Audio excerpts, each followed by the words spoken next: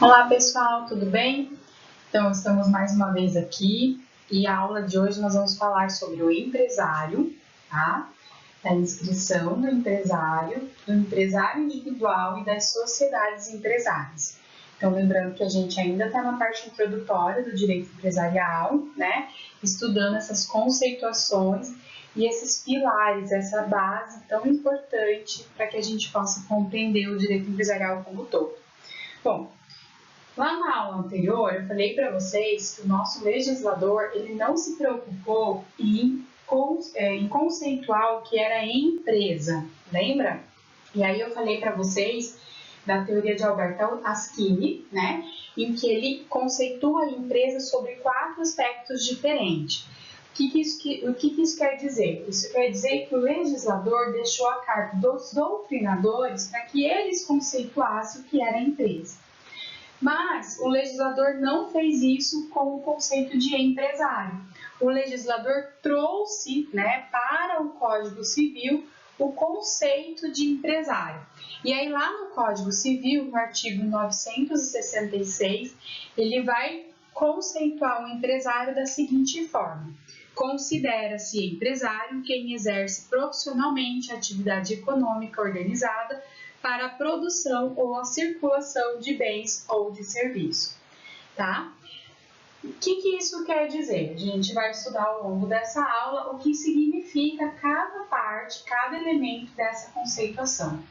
A gente tem que entender que o empresário ele é o elo entre os capitalistas, os trabalhadores e os consumidores. Na verdade, ele é o elo entre o capitalismo, né? Não os capitalistas, tá? Então, ele é o elo entre o capitalismo, os trabalhadores e os consumidores. Ou seja, o empresário, ao mesmo tempo que ele almeja a questão lucrativa, né, e está inserido dentro de um sistema econômico do capital, né, do capitalismo, ele também faz essa ligação entre os trabalhadores e o seu consumidor, que é para quem ele vende, né, que é para quem ele presta serviço, que é para o que ele, então, criou a sua atividade empresarial, tá?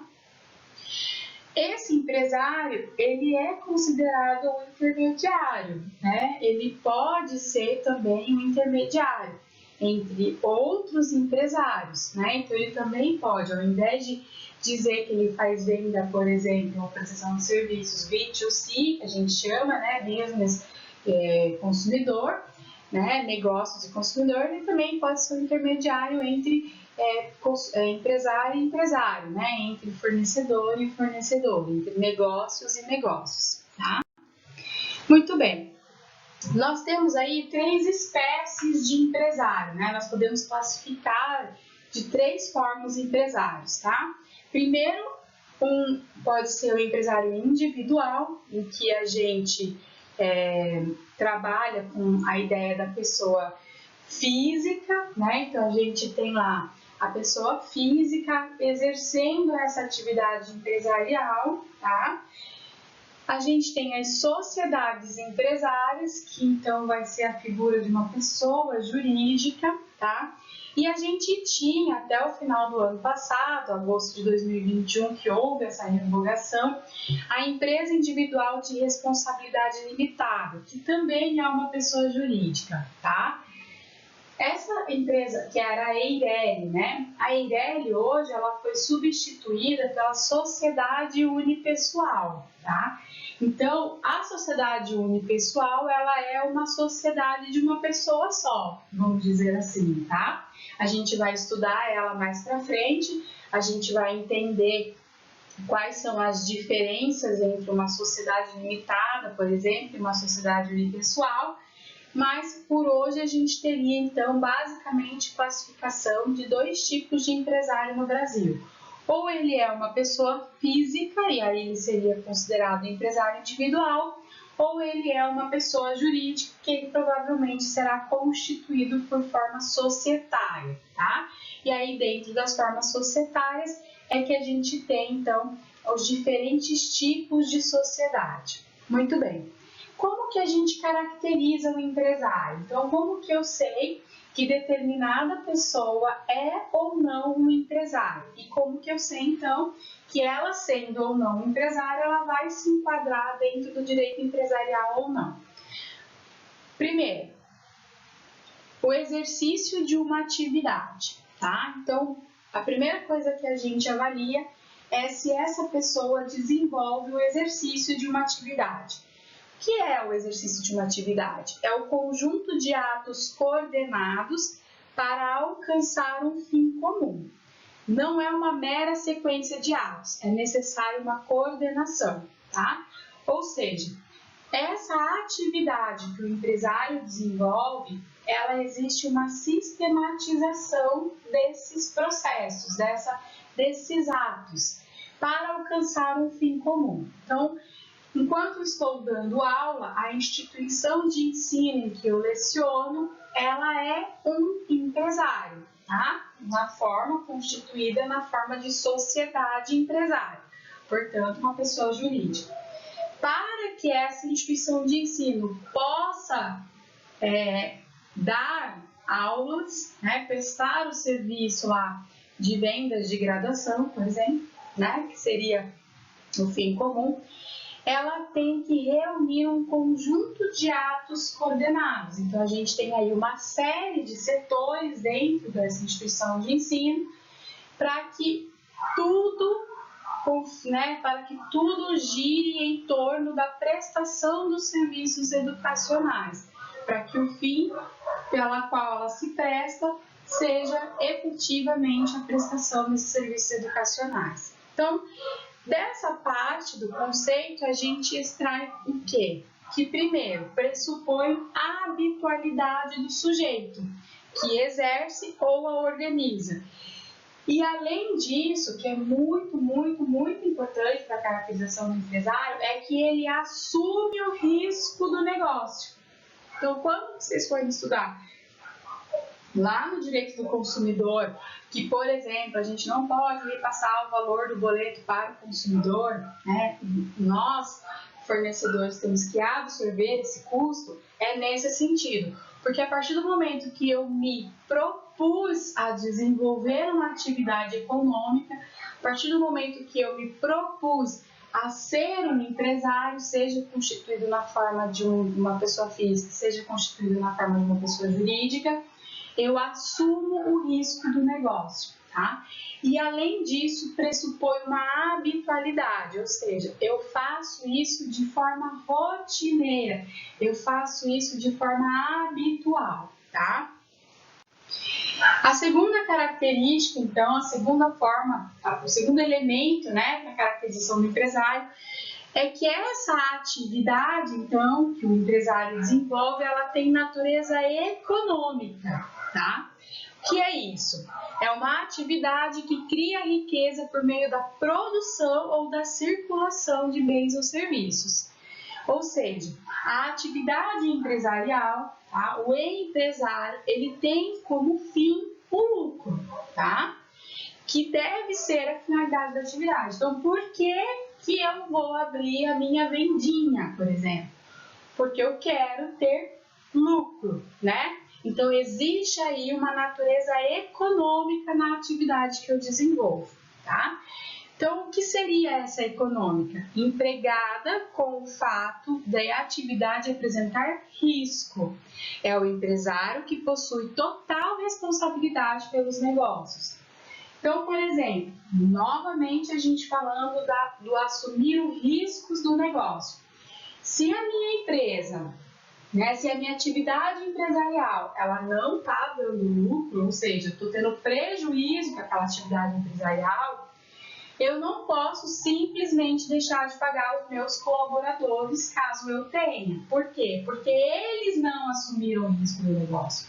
Quem assume o risco do negócio sou eu, que estou desenvolvendo uma atividade empresarial, né? Seja por meio de um empresário pessoa física ou por meio de um empresário pessoa jurídica, tá? Então, mais uma vez aqui, a gente precisa ter isso muito claro em mente, tá? A terceira qualificação, né? A terceira caracterização é, além disso, esse empresário tem uma atividade organizada, né? Ou seja, ele combina fatores de produção de forma organizada. Essa organização, ela pressupõe um estabelecimento, que é um complexo de bens para o exercício da atividade. E na maioria das vezes inclui um ponto físico, mas não necessariamente. Então a gente viu aí, principalmente nesses últimos 2 anos, né, por conta da pandemia, que a gente teve um boom, né, no desenvolvimento de e-commerces. O que são esses e-commerces? São esses estabelecimentos empresariais onde se desenvolve uma atividade econômica de forma organizada, né, e de forma habitual, mas o estabelecimento não é físico, né? Eu não encontro ele numa rua, por exemplo. Eu vou encontrar ele aonde? Eu vou encontrar ele de forma online, de forma virtual, tá? Então, essa organização da atividade, ela pressupõe essa combinação de fatores de produção, né? Então, para que eu possa, para que a instituição de ensino da qual eu leciono possa prestar os serviços para o meu consumidor final, que são os meus alunos, ele precisa ter um espaço físico. Hoje ela tem um espaço físico, mas ela não necessariamente precisa ter esse espaço físico, né? Ela pode ser de forma EAD, por exemplo, tá? Muito bem, o que são fatores de produção, né? Então, os fatores de produção são natureza ou matéria-prima, tá? O capital, que são os recursos financeiros, bens móveis e etc., que vai compor esse estabelecimento, o trabalho, que é a mão de obra empregada, e a tecnologia, que são os meios, né, são os meios técnicos para desenvolver essa atividade. Então, por exemplo, voltando no exemplo da faculdade, tá? Qual é a matéria-prima da faculdade, né? A matéria-prima da faculdade é o conhecimento dos professores, vamos dizer assim, né? São os saberes, tá? Qual é o capital, né? Quais são os recursos ali injetados?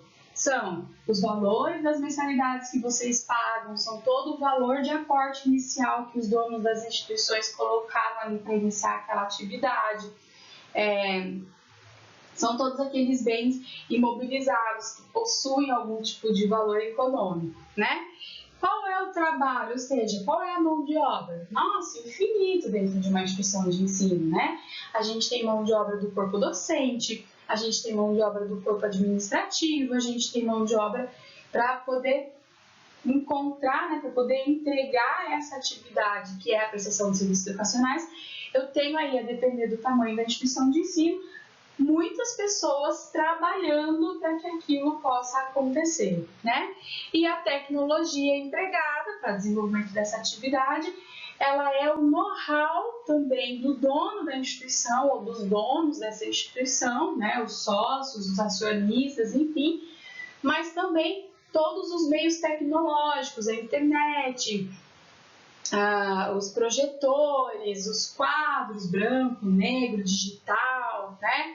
As metodologias empregadas, a metodologia educacional empregada, tudo isso são tecnologias que a gente utiliza para poder desenvolver e prestar esses serviços educacionais, tá? Ainda temos uma outra, né, a penúltima caracterização, para caracterizar o empresário, que é a profissionalidade do exercício de tal atividade, né, que significa que ele é um expert naquele ofício. Quando eu me proponho a desenvolver uma atividade empresarial na figura de um empresário, quer dizer que eu tenho know-how naquilo que eu faço, eu sei o que eu estou fazendo, eu conheço do meu produto ou do serviço que eu estou vendendo, né? E aí isso pressupõe uma habitualidade, uma pessoalidade e ainda uma especialidade, né?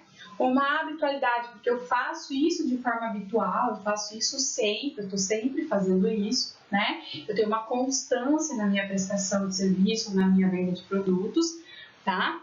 Pessoalidade, porque ela é desenvolvida na pessoa daquele empresário, por isso que a gente vai entender aqui que o empresário, ele não é exatamente uma pessoa física, vai depender do tipo de constituição desse empresário, que pode ser uma pessoa física, mas via de regra, né, normalmente a gente tem aí muitas pessoas jurídicas que são empresários, tá?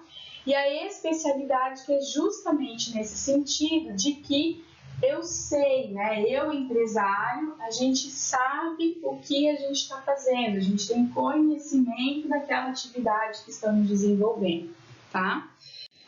E por fim, né, o último elemento para a caracterização do empresário é a finalidade de produção ou circulação de bens ou serviços.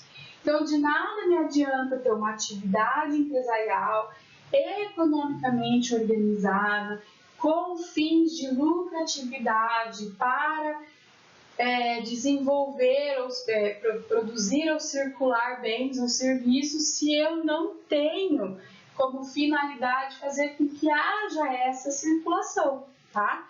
Então, produzir bens, fabricar mercadorias, é acrescentar valor a elas por meio de um processo de transformação. Então, é eu pegar um material bruto, in natura, e transformá-lo, né, para que eu possa agregar valor e fazer a venda desse produto, tá? Produzir serviços é prestar serviço. Então, uma instituição de ensino, ela presta serviços educacionais, né? Circular bens é adquirir esses bens para revendê-los, tá? E circular serviços é fazer a intermediação entre o cliente e o fornecedor do serviço a ser prestado. Então, o empresário, tá? Para a gente caracterizá-lo como empresário, ele precisa ter, né, todos esses elementos que a gente trabalhou até agora. Então, ele precisa realmente desenvolver uma atividade. Essa atividade deve ser de forma habitual, tem que ter uma especialidade, uma pessoalidade no desenvolvimento dessa atividade. O fim tem que ser o lucro, né? E tudo isso de nada adianta se ele não colocar esse serviço ou essa produção para circulação, né? Então, ele precisa colocar isso em circulação, ok? Muito bem. Então, essa é a caracterização do empresário que está definido pelo artigo 966 do Código Civil. E agora, como que se dá a inscrição desse empresário, né? O empresário, a gente vai estudar mais para frente, que o empresário, seja ele na modalidade de pessoa física, ou seja ele na modalidade de pessoa jurídica, ele precisa estar inscrito, né? Ele precisa ter uma inscrição, ele precisa estar regular, vamos dizer assim, para poder assegurar todos os benefícios de ser um empresário dentro da legislação brasileira, né? Então, todos os empresários, independentemente do objeto a que se dedicam, devem se registrar no Registro Público de Empresas Mercantis, também conhecida como juntas comerciais. Então, a partir do momento que eu compreendo, que eu entendo, que eu, como empresário, né, que eu me entendo como empresário, eu preciso fazer o meu registro na junta comercial, tá? Isso é o que diz o artigo 967. Pode perceber que ele está exatamente logo abaixo do 966 e que conceitua o empresário. Então, o artigo 967 do Código Civil, ele vai dizer o seguinte: é obrigatória a inscrição do empresário no Registro Público de Empresas Mercantis da respectiva sede, antes do início da sua atividade. Então, a partir do momento que eu quero desenvolver uma atividade empresarial, entendo que isso vai ser benéfico para mim e para as pessoas das quais a gente vai construir uma sociedade, se for o caso, a gente precisa se registrar antes do início dessa atividade inicial. Mas, prof, e se eu começar a atividade empresarial e fizer o registro só depois? A gente vai estar irregular. E aí, lá nas próximas aulas, a gente vai verificar quais são as consequências de se estar irregular, tá? A Lei 8.934 de 94, ela regulamenta o registro de qualquer empresário com a finalidade econômica, independentemente do seu objeto, tá? Então, é a Lei da Junta Comercial que vai regulamentar essa inscrição. Aí temos os órgãos de registro, né? Então, a gente tem o primeiro órgão de registro, depois eu vou mostrar mais para frente um organograma de como funciona. Primeiro, a gente tem um Sistema Nacional de Registros de Empresários, né? O SINAREM, que é um órgão acima desse, tá? E aí a gente tem o DNRC, que é o Departamento Nacional de Registro do Comércio. O Departamento Nacional de Registro do Comércio ele é um órgão federal, integrante do Ministério do Desenvolvimento, Indústria e Comércio Exterior, tá? Ele tem competência de determinar as instruções normativas, elaborar as tabelas de valores dos serviços relacionados ao registro de empresas mercantis e determinar que pontos devem ser observados pelas juntas comerciais no momento da feitura das suas tabelas de preço. Ele cuida das leis relacionadas ao comércio, oferece orientações às juntas comerciais, fiscaliza os órgãos, orienta os processos de arquivamento das empresas registradas, cuida para evitar falhas, oferece serviços técnicos às juntas comerciais, faz a atualização do cadastro de empresas, encaminha processos aos órgãos competentes e realiza pesquisas e estudos sobre o registro das empresas. Então, o DNRC ele é praticamente um órgão de apoio, né, para as juntas comerciais, tá? Então, ele vai dar todo esse suporte técnico e de fiscalização para as juntas comerciais. E as juntas comerciais, então, né, que é o órgão que a gente está ligado diretamente. As juntas comerciais, elas são estaduais, tá? Elas possuem funções executivas, ou seja, elas vão executar todos os comandos que o DNRC determina, junto com os empresários, né? Então, se o DNRC determinar alguma coisa, a junta comercial vai pôr isso em prática, tá? Elas normalmente possuem natureza de autarquia. E por que eu digo normalmente? Porque vai depender de cada estado, como que vai fazer a constituição dessas juntas comerciais, mas normalmente elas são de naturezas autárquicas, tá? E elas devem possuir uma presidência, um plenário, que é composto de 8 a 20 vogais, turmas, né, que são compostas de 3 vogais, cada turma, um secretário-geral e uma procuradoria. E aqui a gente, né, trabalha com a junta comercial. Aqui tem todos os membros, tá, que fazem parte, então, das juntas comerciais e que precisam existir, ok?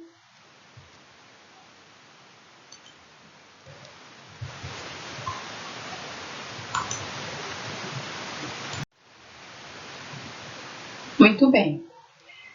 Aí a gente viu então a composição da junta comercial, né? A gente viu a qual órgão ela pertence. Agora a gente vai verificar quais são os atos de registro, tá? Que está tudo a cargo da junta comercial. Lembra que a junta comercial ela tem função executiva, ok? Então, os atos de registro. O primeiro ato de registro é a matrícula e o seu cancelamento. De quem? Quem que a gente precisa fazer matrícula? Dos leiloeiros, dos tradutores públicos e intérpretes comerciais, tapicheiros e administradores de armazéns gerais, tá? Então, esses profissionais, para eles poderem atuarem de forma regular, eles precisam estar matriculados na junta comercial. A junta comercial também promove os arquivamentos do quê? Dos documentos relativos à constituição, alteração, dissolução e extinção de firmas mercantis individuais, sociedades mercantis e cooperativas, dos atos relativos a consórcios e grupos de sociedades, de que trata a Lei 6.404, que é a Lei das Sociedades Anônimas, tá? Dos atos concernentes às empresas mercantis estrangeiras autorizadas a funcionar no Brasil. Então, todas as empresas estrangeiras que querem funcionar no Brasil, elas precisam ter seus atos arquivados na junta comercial. Das declarações de microempresa, de atos ou documentos que, por determinação legal, sejam atribuídos ao registro público de empresas mercantis e atividades afins, ou daqueles que possam interessar ao empresário e às empresas mercantis. Então, qualquer atos ou documentos, tanto por determinação legal quanto por interesse ao empresário, ou a empresa, eles podem também pedir o arquivamento da junta comercial. E o terceiro ato de registro é a autenticação dos instrumentos de escrituração das empresas mercantis registradas e dos agentes auxiliares do comércio na forma da lei própria. Então, os livros, né, os livros contábeis, eles também devem estar, então, autenticados ali pela junta comercial, tá? Para eles terem principalmente valor probatório, ok? O artigo 968 do Código Civil, ele coloca que a inscrição do empresário far-se-á mediante requerimento, que contém 1. Seu nome, nacionalidade, domicílio, estado civil, se casado, regime de bens, a firma com respectiva assinatura autógrafa, a firma com respectiva assinatura autógrafa, que poderá ser substituída por assinatura autenticada. Isso também já foi alterado, né? Já está mais facilitado, tá? O capital social, o objeto e a sede da empresa, tá? E ali tem os seus parágrafos que vão dizer, então, quais são as indicações, né? Como que funciona esse arquivamento desses atos de registro das empresas, dos empresários, perdão, tá? O artigo 969, então, ele coloca que o empresário que instituir sucursal, filial ou agência em lugar sujeito à jurisdição de outro registro público de empresas mercantis, neste deverá também inscrevê-la como prova de inscrição originária. Então, como as juntas comerciais elas são estaduais, a circunscrição delas se dá de forma estadual. Então, se eu quiser abrir uma empresa, né? Se eu quiser ter um empresário aqui no estado do Paraná, que é de onde eu estou falando atualmente, e abrir uma filial no estado de Goiás, eu tenho que fazer a inscrição nas duas juntas comerciais, no estado do Paraná e na junta comercial do estado de Goiás. E na junta do Paraná, pela meu empresário ser a matriz, eu tenho que informar, né, que estou abrindo uma filial em outro estado, tá? Parágrafo único vai dizer que, em qualquer caso, a constituição do estabelecimento secundário deverá ser averbado no registro público da empresa mercantil da respectiva sede, tá? O artigo 970 ele vai dizer que a lei assegurará tratamento favorecido, diferenciado e simplificado ao empresário rural, ao pequeno empresário, quanto à inscrição e aos efeitos daí decorrentes, né? Então, a gente faz um tratamento favorecido, isso está previsto em Constituição, né? Na Constituição Federal também, a gente favorecer esses pequenos empresários e os empresários rurais, tá? Então, os pequenos empresários, a gente encontrou aí, né, um regime tributário próprio para microempreendedor individual e também temos ali a ME, né, microempresa e as empresas de pequeno porte. Quem trabalha aí na esfera administrativa verifica, por exemplo, que existem licitações específicas só para as sociedades que são ME e EPP, tá? Que é uma das formas de a gente ter tratamento favorecido para eles. O artigo 971 diz para nós o seguinte: o empresário cuja atividade rural constitua sua principal profissão pode, observadas as formalidades de que trata o artigo 968 e seus parágrafos, requerer a inscrição no registro público de empresas mercantis da respectiva sede, caso em que, depois de inscrito, ficará equiparado para todos os efeitos ao empresário sujeito a registro. O que esse artigo quer dizer para a gente? Ele quer dizer o seguinte, ele fala assim, olha, empresário que exerce atividade rural, você não tem obrigatoriedade de fazer sua inscrição na junta comercial, ok? Que a gente vai te assegurar um tratamento favorecido e diferenciado. No entanto, se você quiser, né, fazer o seu registro na junta comercial, aí você vai ficar equiparado, tá, ao empresário sujeito a registro, tá? Qual é a finalidade da inscrição, né? Por que o empresário precisa ter essa inscrição na junta comercial? Primeiro, para tornar pública a sua atividade, bem como a sua finalidade empresarial e as suas disposições do ato constitutivo. Então, o ato constitutivo é o nosso contrato social, por exemplo, né? De uma sociedade limitada, de uma sociedade unipessoal. é o nosso estatuto social, tá? É público, então eu tô lá dizendo para a junta, fazendo a minha inscrição, e quem quiser consultar esses atos constitutivos pode, porque isso é público, eu quero dar publicidade para a atividade que eu desenvolvo, tá? 2. Efetuar o cadastro do empresário, o que gera um número de matrícula, conhecida como NIR, né, que é o número de inscrição no registro de empresa, e é o que serve para a obtenção do CNPJ. 3. Proteger a sua identificação e seu nome empresarial, que é garantido pelo princípio da anterioridade, ou seja, quem primeiro registrar aquele nome goza de proteção.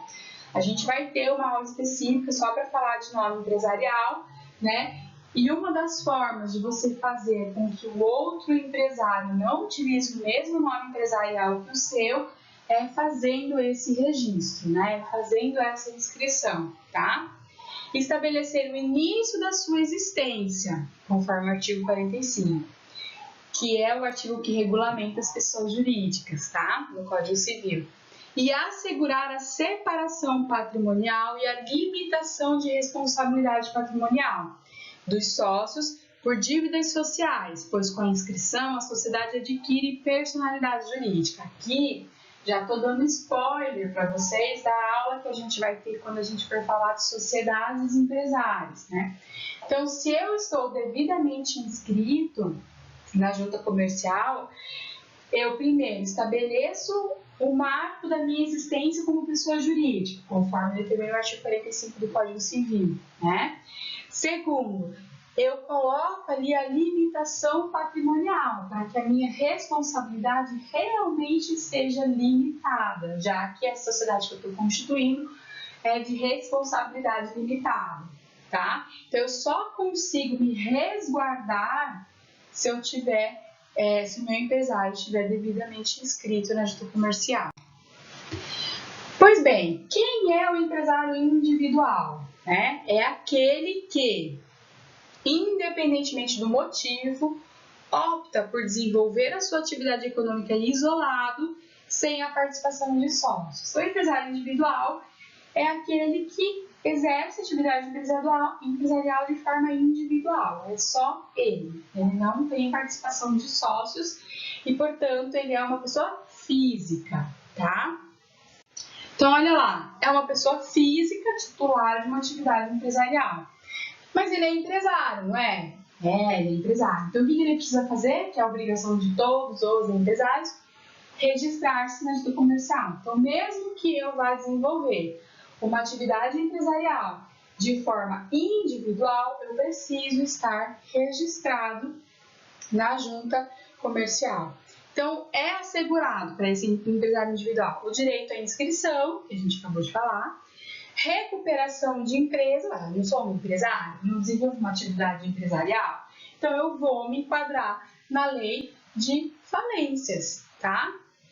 E recuperação. Então, também sou assegurado a falência e a utilização dos livros como prova em processo judicial, ou seja, dos livros contábeis, né, da minha escrituração, tá? Só que o empresário individual, diferentemente do empresário pessoa jurídica, que constitui alguns tipos societários, que a gente vai ver mais para frente, ele não tem a limitação de responsabilidade e nem da separação patrimonial. Há uma confusão patrimonial entre o que é patrimônio da atividade empresarial, né, o que é patrimônio do empresário e o que é o patrimônio da pessoa física que desenvolve a atividade empresarial, né? Não há uma limitação. Então, vamos lá. Eu resolvo desenvolver uma atividade empresarial de forma individual. Vou fazer pães para vender, ok? Ok. Vou constituir sociedade? Não, não quero sócio, quero eu mesma, sozinha, tocar meu negócio. Posso ter colaboradores? Posso, nada me impede de ter colaboradores trabalhando comigo, mas o risco do negócio é meu, mesmo eu sendo um empresário individual. Muito bem. Eu fabrico meus pães num estabelecimento físico. Crio lá, panificadora da Pati. Muito bem. Não estou desenvolvendo na minha casa, prestem atenção, estou desenvolvendo um estabelecimento físico chamado Panificadora da Pati. Se porventura acontecer de eu ter algum tipo de ação judicial, alguma situação, alguma dívida social que diz respeito à Panificadora da Pati, todos os meus bens, tanto os que estão lá na Panificadora da Pati, quanto os que estão na minha casa, eles vão responder por essas dívidas sociais. Percebam? Então, não há uma limitação de responsabilidade e nem há uma limitação patrimonial. Então, essa é a única consequência negativa de se desenvolver uma atividade empresarial individual, tá? Mas aí, em 2011, surge a figura da EIRELI, que a gente vai ensinar mais pra frente. Em 2019, eles criam a figura das sociedades unipessoal e em 2021 eles extinguem a EIRELI, né? Suprimem ela da legislação e mantém somente a sociedade unipessoal. A sociedade unipessoal é uma pessoa jurídica e há a possibilidade de haver uma separação patrimonial, né? Se ela estiver devidamente registrada, enfim, seguir todos os trâmites legais. Então, existe uma forma, sim, de eu ser um empresário individual, né? Constituindo uma pessoa jurídica de uma sociedade unipessoal, que aí eu consigo me resguardar patrimonialmente, ok? Até 2011 a gente não tinha essa possibilidade e aí a gente criava o que a gente chamava de sociedades laranjas, né? Para que eu pudesse ter essa diferenciação patrimonial, eu fazia uma sociedade limitada, colocava um sócio com 99% do capital social, que seria eu, e uma pessoa, que a gente chamaria de laranja, para ter 1% do capital social, só para figurar no contrato social mesmo. Mas essa pessoa nunca iria desenvolver aquela atividade comigo, né? Não faria parte ali do desenvolvimento da atividade propriamente dita, tá? Mas nas próximas aulas a gente estuda isso e a gente vê como que fica, ok? Muito bem. Sociedade empresária. Já a sociedade empresária, diferentemente do empresário individual, ele é um contrato, ok? Os sócios podem ser pessoas físicas ou pessoas jurídicas. Eu posso ter sociedades empresárias em que a constituição daquela sociedade empresária se dá somente por pessoas jurídicas, tá? Pressupõe no mínimo 2 pessoas, portanto não existe sociedade de uma pessoa só. Acabei de falar que agora existe, nós temos sociedades de uma pessoa só, que são as chamadas sociedades unipessoais, né? Então a gente tem isso, tá, atualmente. E há 2 princípios que norteiam as sociedades empresárias. O princípio da separação patrimonial, então o que é patrimônio da sociedade é da sociedade, o que é patrimônio dos sócios é dos sócios, tá? E o princípio da limitação da responsabilidade. Então, os sócios também eles vão responder até o limite da sua responsabilidade, daquilo que ele assumiu quando ele entrou para a sociedade, ok? E por fim, como eu falei, né, o princípio da separação patrimonial quer dizer que o patrimônio da empresa é diferente do patrimônio dos sócios, pois estes, ao constituírem uma empresa, fazem um aporte de bens ou capital para formar o patrimônio da empresa. E o princípio da limitação da responsabilidade quer dizer que a responsabilidade dos sócios é limitada ao valor da sua participação na sociedade, ou seja, ao valor das suas cotas. Estes princípios não são aplicados ao empresário individual, né? Não esqueçam disso, ok? Pessoal, ficamos por aqui. Muito obrigada por hoje e nos vemos na próxima.